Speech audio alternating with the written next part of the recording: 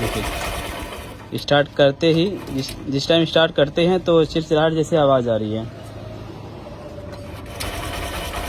देखा आपने। फिर से मैं चेक करके दिखाता हूँ। देखिए बंद भी करते हैं तो भी आवाज़ करता है। दोस्तों अगर आपने अच्छे से साउंड को नहीं सुन सका तो मैं आपको बताना चाह रहा हूँ, ये साउंड आ रही है टाइमिंग चेन की। इसके टाइमिंग चेन की जो फिनिशिंग कंपनी ने जो फिटिंग दे रखा है वो किस तरीके से दे रखा है, जैसे हीरो के 100 सीसी बाइक में हम लोग देखते हैं या 110 सीसी में, सेम उसी तरीके से इसमें दिया गया है। तो ये देखिए बीच में एक रोलर दिया गया है और टाइमिंग चेन को इस तरीके से लगाया गया और इसी रोलर के द्वारा और साथ में नीचे से पुश रख देता है, टेंशन देता है उसको टाइट करने के लिए।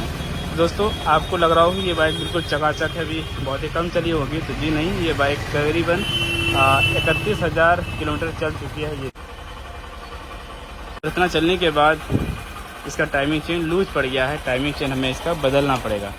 और ये है इसका टाइमिंग चेन। तो चलिए टाइमिंग चेन ख़राब है या नहीं, इसके लिए हम सबसे पहले तो क्या करेंगे, इसका ये ढक्कन खोलेंगे और ढक्कन खोल के हम दो चीज़ें चेक करेंगे, टाइमिंग चेन और इसका एक टैपिट रोकर जो होता है वो भी हमें चेक करना है।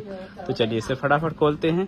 खोलने के लिए, ढक्कन खोलने के लिए आपको इस तरह का एक टूल्स रखना होगा और ये टूल्स अगर आपके पास आपके एरिया में नहीं मिलता है तो मैं एक लिंक दे देता हूँ डिस्क्रिप्शन में, उसके द्वारा आप ले सकते हैं। स्टेनली का बहुत ही बेहतरीन क्वालिटी का टूल्स होता है। और ये देखिए एक तरफ ये 2 in 1 है, यानी कि एक तरफ डाल रहे हैं, एक तरफ रिंग रेंच, दोनों इसमें दिया गया है।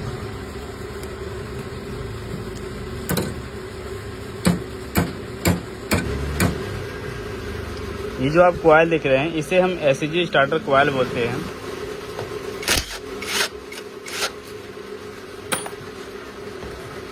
वो भी निकाल दो।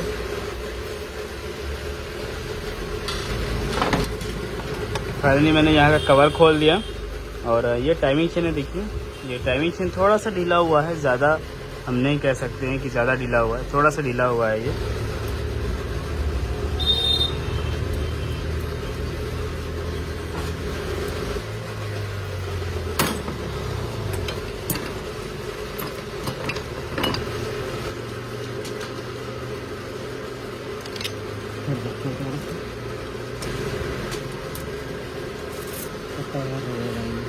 तो देखिए इसका जो मेन चीज़ होता है टाइमिंग चेन का रोलर, यही ख़त्म हो गया भाई और इसी वजह से आवाज़ करने लगी। ये क्या करता है, टाइमिंग चेन को ऐसे फैला के नहीं रख पाता है, टाइट करके नहीं रख पाता है, इसमें कि टाइमिंग चेन को आवाज़ करने लगता है, टाइमिंग चेन आवाज़ होने लगता है। तो ये सबसे बड़ी जो प्रॉब्लम है इसी में है। आप अगर इसे भी बदल दें तो ये ठीक हो जाएगी, बट मैं क्या करूँगा, इसका दोनों चीज़ बदलूँगा। अगर ये मिल गया तो एक ही चीज़ बदलने से फ़ायदा नहीं है, क्योंकि ये जो आपने एक बार इसे बदला फिर ये ख़राब होगा, तो नहीं, यानी कि आपने ये बदला तो इसके बाद क्या होगा, फिर ये ख़राब हो जाएगा। तो इसीलिए आपको ये दोनों सेट बदलना चाहिए, टाइमिंग चेन और इसका रोलर, ठीक है।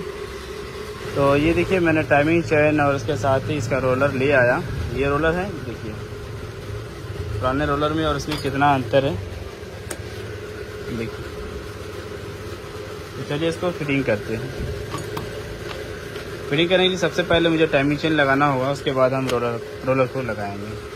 दोस्तों टाइमिंग मिलाने के लिए आपको क्या करना है, मैग्नेट का ये जो चाबी वाला पार्ट देख रहे हैं क्रैंक का, ये ऊपर की ओर रखना है।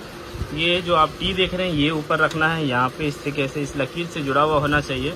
और इसके साथ ही ऊपर जो स्पॉकेट देख रहे हैं ये हमेशा, ये जो दोनों लकीर देख रहे हैं ये दोनों लकीर बिल्कुल बराबर हो और ये वाला पार्ट ऊपर हो। तो इस तरीके से आप टाइमिंग चेन का टाइमिंग मिला सकते हैं।